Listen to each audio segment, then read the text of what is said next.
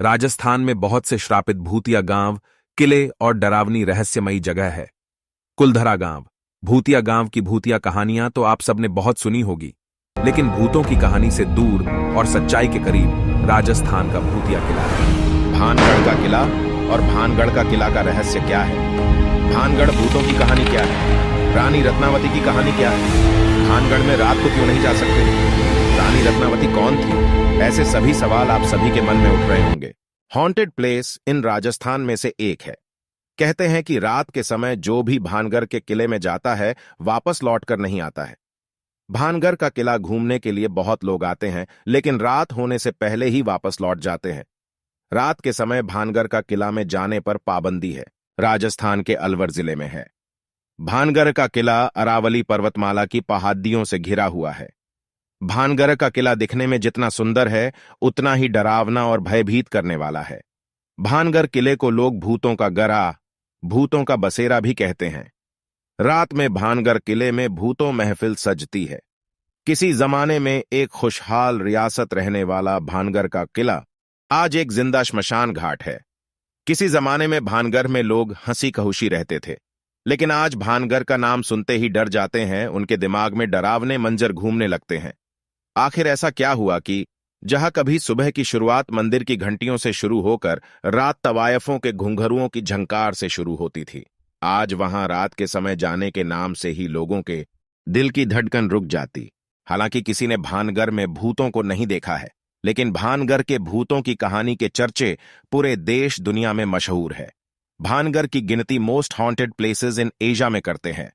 भानगढ़ का किला अपने बर्बाद होने के इतिहास और यह की रहस्यमय घटनाओं के कारण पूरी दुनिया में सबसे डरावने जगहों में, जिसको देखने के लिए पूरी पर्यटक आते हैं, लेकिन सभी रात होने से पहले वापस लौट जाते हैं। पुरातत्व विभाग ने भी भानगढ़ में सूर्य उगने से पहले और सूर्य अस्त होने के बाद किले में प्रवेश करने के संबंध में चेतावनी जारी की है, जिसके अनुसार कोई भी व्यक्ति रात में भानगढ़ किले में प्रवेश नहीं कर सकता है।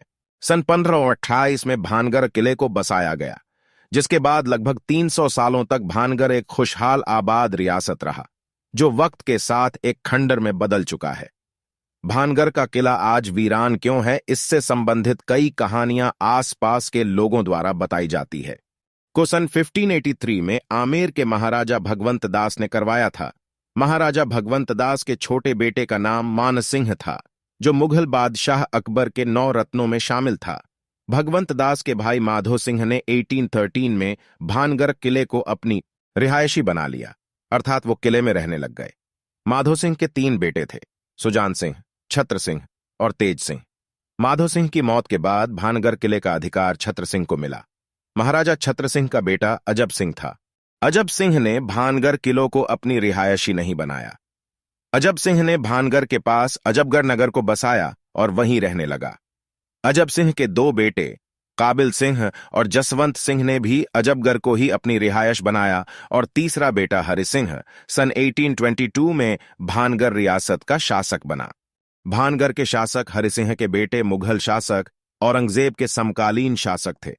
औरंगजेब की शरण में आकर दोनों बेटों ने हिंदुत्व का त्याग कर मुस्लिम धर्म को अपना लिया था। धर्म परिवर्तन के बाद उन दोनों का नाम मोहम्मद कुलीज और मोहम्मद दहलीज रखा। मुगल शासक औरंगजेब ने दोनों को भानगढ़ किले की बागडोर सौंपी थी। भानगढ़ के ध्वस्त होने के बारे में राजकुमारी रत्नावती और तांत्रिक सिंधु सेवढ़ा की कहानी बहुत प्रचलित है। इस कहानी के अनुसार राजकुमारी रत्नावती बहुत रूपवान और खूबसूरत थी।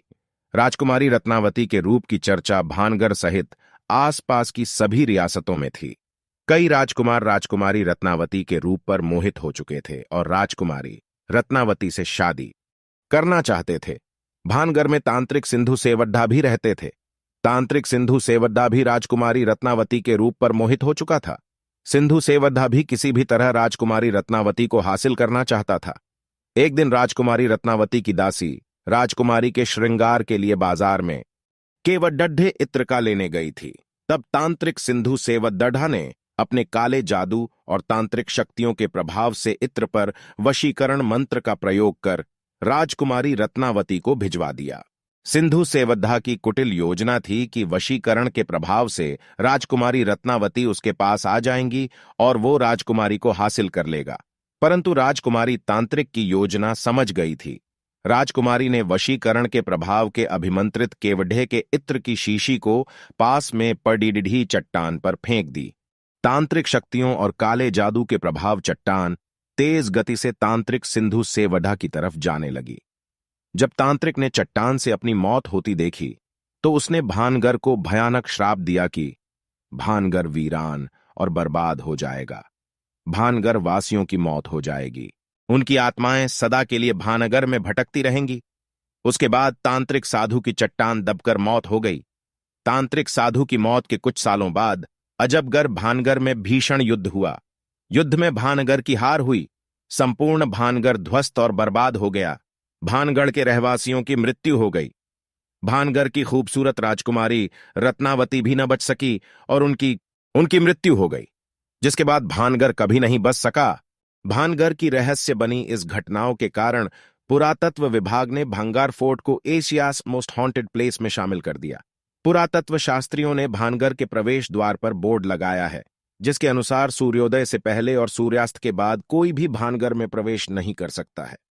रात्रि में भानगर में प्रवेश करने पर पाबंदी है। भंगार फोर्ट। दोस्तों, अगर आपको कहानियों का शौक है तो वीडियो को लाइक कर चैनल को भी सब्सक्राइब कर दें। जय हिंद, जय भारत। दोस्तों, मिलते हैं नई कहानी के साथ।